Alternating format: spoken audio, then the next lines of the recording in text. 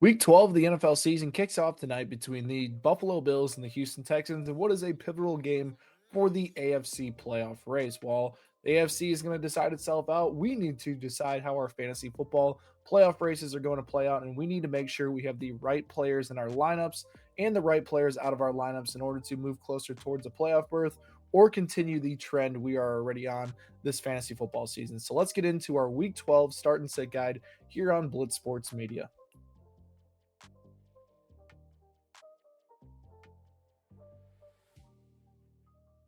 What's going on, everybody? I'm Blitz Link, and let's get right into this list and start with the quarterback position. The first guy is Jared Goff, who basically alternates between a start and a sit every other week with how he is as a fantasy quarterback.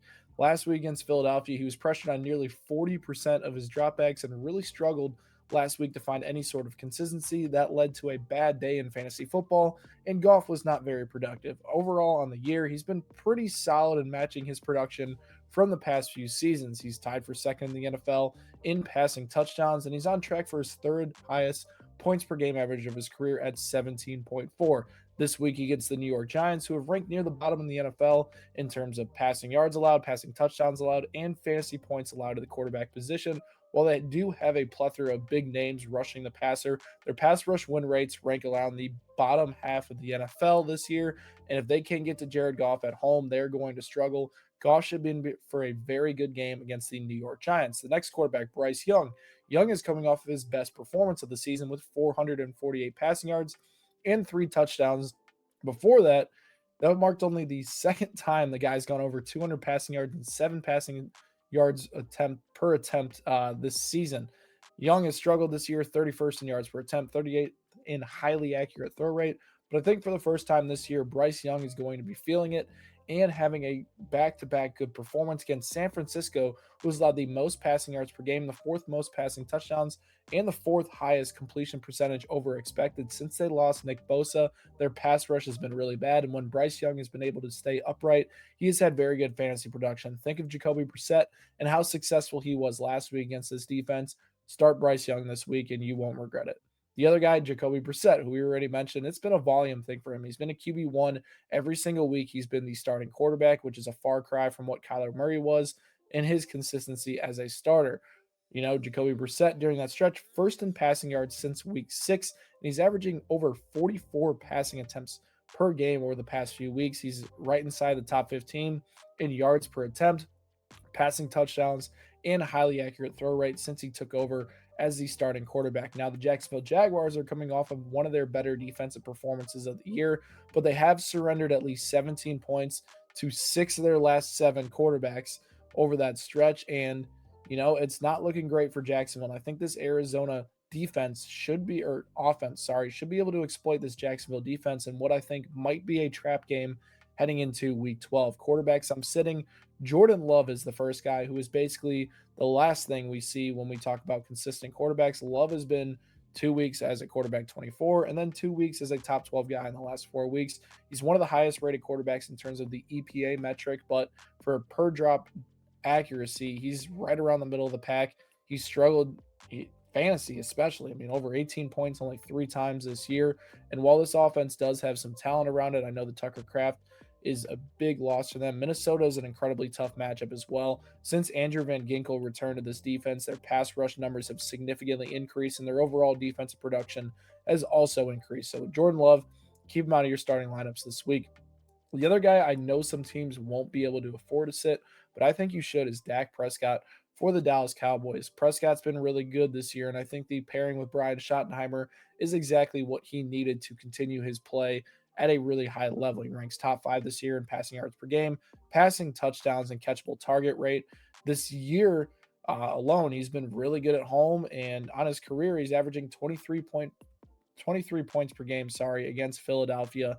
And, everybody's like, oh man, Dak's going to continue it. I don't think so this week. Week 1, when we saw them play, Dak played very good, and it didn't show up in the fantasy box score. Since week 7, Philadelphia has allowed the second fewest passing touchdowns, the third lowest passer rating, and the 10th lowest completion over expected. Jalen Phillips off the edge was a big time addition for this defense. And I think that Dak Prescott is going to be in for a rough outing in fantasy. Now, there's a good chance people play him because he's a floor play, but I like Jacoby Brissett or Bryce Young over Dak Prescott this week.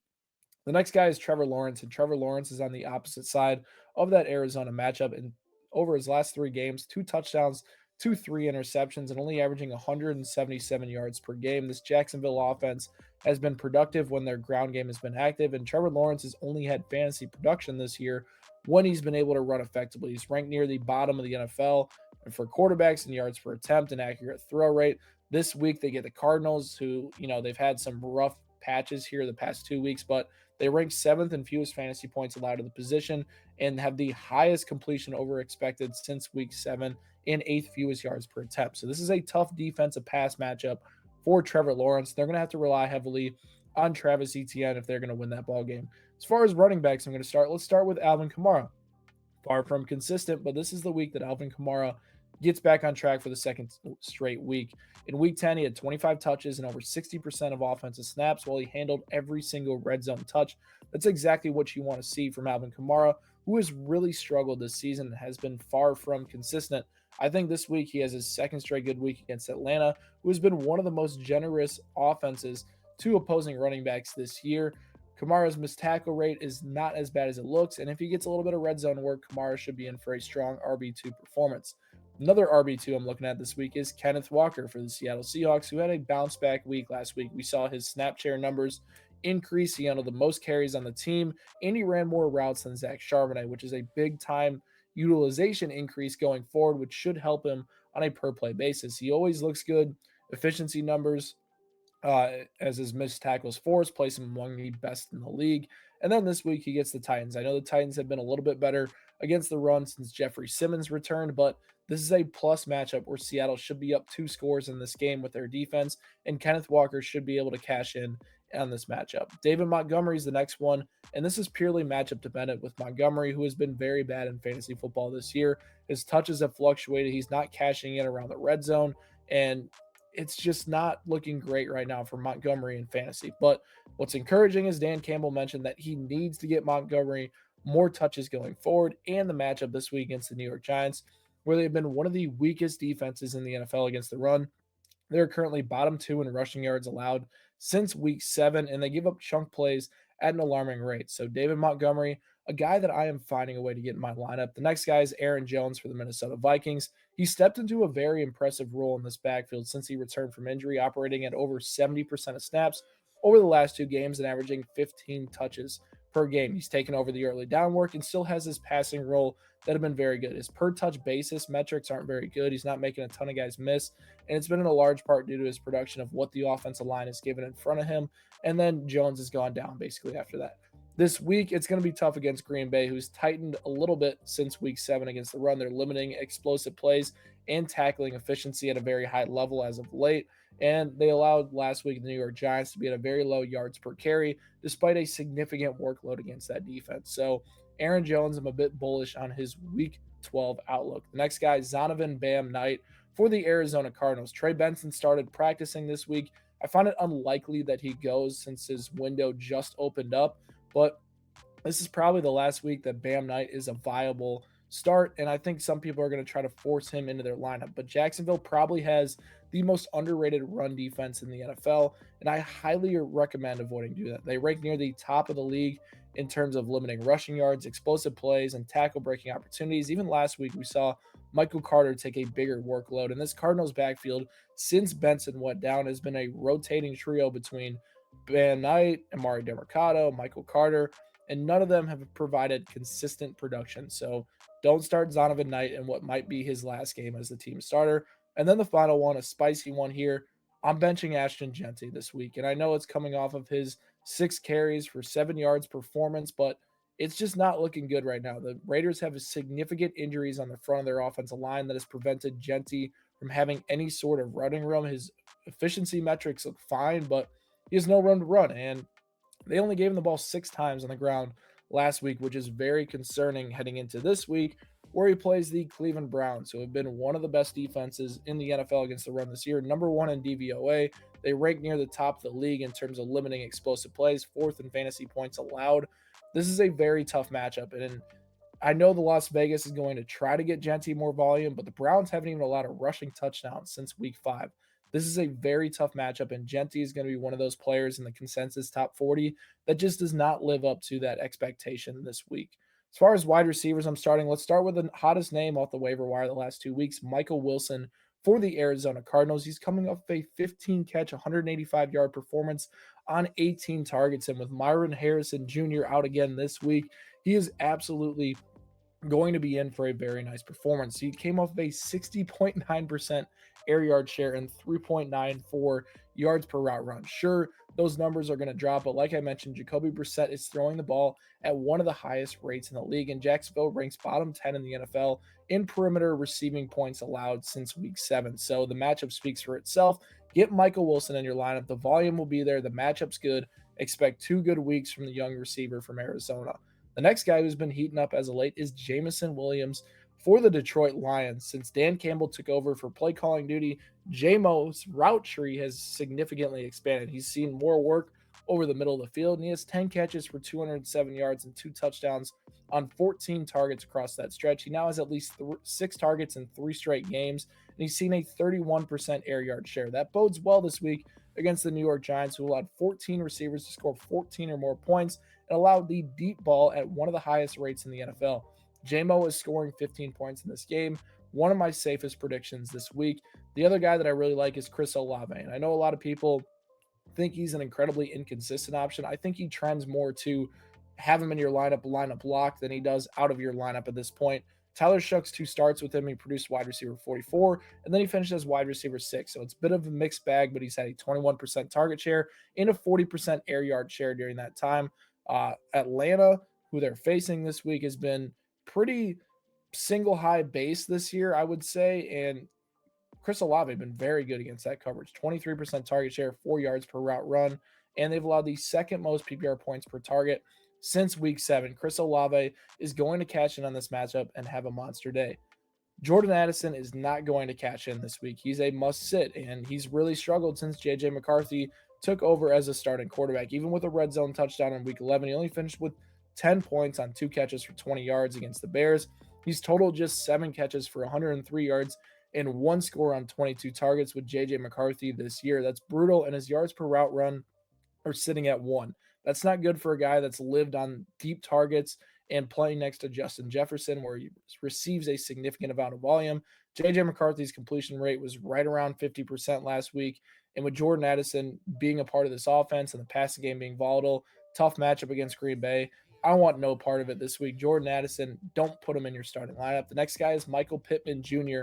for the Indianapolis Colts. I think Pittman Jr. is going to be the wide receiver from Indianapolis that suffers. I think Alec Pierce and Josh Downs are still within play. I think Tyler Warren probably has the best game of the pass catchers for the Colts this week, but against Kansas City, who has limited wide receiver 1 production the entire season, it looks grim. And he's coming off a 2 catch for 19-yard performance. He has an average depth of target of 79, 56 and highest air yards. He's the wide receiver 17 in expected points per game. Kansas City has been very good against perimeter receivers, 4th fewest yards and touchdowns allowed to that position. I don't think Michael Pittman Jr. is in for a very good game this week. Darnell Mooney is the last one. There's a lot of people that'll be like, Drake London's out. I got to get Darnell Mooney in. That's just not the case, guys. It has been impressive, though, the last 2 weeks. 26% target share, 37% air yard share, but he's only averaged 25.5 yards during that stretch. And we saw with Kirk Cousins last year, he was the wide receiver 16. And I do think there are better days ahead for Darnell Mooney, but New Orleans has actually been pretty good against perimeter receivers. 3 receivers have hit double-digit PPR points in the past 2 games against New Orleans, but against perimeter receivers, they actually ranked top 10 against that position this year. So a little bit of hesitance for me with Darnell Mooney being the team's wide receiver 1 entering the week. Let's get into the tight ends, and Hunter Henry is going to be in for a monster week against the Cincinnati Bengals this week. He's finally trending up 6 targets in 2 of his last 3 games. And he actually ranks 2nd among tight ends in deep targets while ranking 7th in red zone targets. That's a good metric to have against Cincinnati, who have allowed the most yards, most touchdowns, and most fantasy points to the position. He is going to be great this week against that defense that can't slow down any tight ends. The next guy, Dallas Goedert for the Philadelphia Eagles. And it's been a little bit of a down stretch for Goedert here, who's coming down to earth after his 7 touchdowns this season that have kept his fantasy production up. But he also still ranks 7th among tight ends in points per target this year. This week against the Cowboys, a great matchup for him. to have a monster day, and he already had a monster day against them to start the year. They've allowed multiple 12-plus point performances to the tight end position, and their defense has had their fair share of struggles this year. I think Dallas Goedert over the middle of the field is going to have a very nice day. And then finally, Mark Andrews. This is the perfect matchup for Mark Andrews outside of Cincinnati. They get the Jets, who have allowed the third most touchdowns to tight ends. And Mark Andrews, well, he hasn't really passed the 35-yard mark much this year. His target share and first read rate remain intact, and he's also been scoring a ton of touchdowns, 4 touchdowns in his last 3 games. Expect that to continue this week against the New York Jets. The first guy I'm sitting is Jake Ferguson for the Dallas Cowboys, and since CeeDee Lamb returned, he has just not been as good. He's only had one game over 30 yards in the past month, and he's sitting with an average depth of target of 4.1 this season. That's not great, and he does have very good red zone target looks, and he does have, I'll say he's been impressive this year, but when you watch the Cowboys and the way Jake Ferguson gets the ball, it's underneath, right? And they're kind of dumped down value targets. And those aren't very good when you have CeeDee Lamb and George Pickens and you face a tough matchup. And as of late, he hasn't found the end zone against tough defenses, and he gets Philadelphia, who allowed the second fewest yards at tight ends this year. I think Ferguson's in for a rough game this week against Philadelphia. And then Theo Johnson's the next one here. He had a very meaningful role for the Giants, over the past few weeks. He's been scoring touchdowns.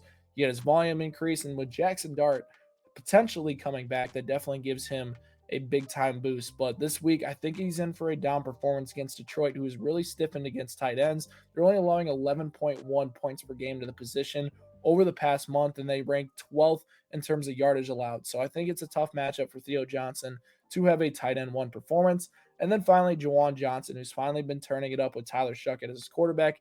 3 straight tight end 1 finishes. And this week, I don't really like that, though. I think that Juwan Johnson, who has only had around 4 catches over his last 3 games, and he's going against Atlanta, who allowed the 3rd fewest fantasy points per game, 2 tight ends, and they allow fewer tight end targets than any defense in the league.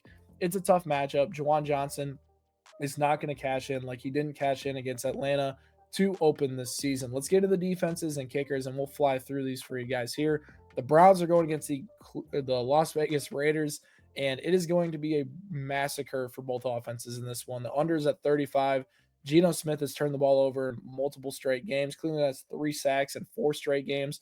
Great matchup for them to have a good day on defense. The Packers are going against J.J. McCarthy, who have been really bad. The Minnesota Vikings have given up 34 sacks this season. Good matchup for them. And then the Baltimore Ravens, they are going against the Jets, and the Jets offense has been an absolute mess. No Garrett Wilson for Tyrod Taylor, so that helps out as well. As far as defenses, I'm sitting Philadelphia against Dallas, and I know I mentioned I got some guys on Dallas that I'm sitting against them. Dallas was able to shred this defense in week 1 despite their improvements. I think it's safer bet to bench this defense, as it's more of a likely outcome that they have a 2 to 4 point outing instead of a 10-point outing against this Cowboys offense. And then I'm benching the Chiefs defense, maybe one of the more overrated defenses in the league. They're facing the Colts, 8-2 record. Defense are only scoring 2 points per game against the Colts. Don't start the Chiefs defense this week, guys. It is a mistake. Kickers, I'm starting Cam Little has a great matchup this week against the Arizona Cardinals, who are the top 3 points per game allowed to the position. So I think with Cam Little, who's been very good this season, absolute monster leg, can hit those far field goals, good start. Tyler Loop, one of the hottest kickers in the league since Lamar Jackson returned. The Jets have allowed the most points to kickers. Start Tyler Loop, should be in for a nice week. And as far as kickers, I'm sitting Harrison Butker, one of the main guys struggling for Kansas City this year. He's not getting a lot of volume. Indianapolis only had 1 kicker to score more than 9 points this year. Not a good matchup for Harrison Butker in general, and he's struggling, so sit him. And then Will Reichard, since J.J. McCarthy returned, 10 points have been very hard. He's only averaged 7.5 over his last 4 outings. Green Bay in Lambeau, low-scoring game likely. Will Reichard needs to be on your bench. Overall, guys, these are all the guys and all the players that I think you should be starting and sitting here in week 12. If you have any sort of questions, drop them down in the comment section below, and I will answer them as soon as I see them. Tune in Saturday night at 9 p.m. Eastern time, where I answer every single start and sit question for you guys live and get you guys the advice you need to win that week 12. If you enjoyed this content, help us reach our goal of getting closer to 500 subscribers on this channel, and I will catch you guys next time.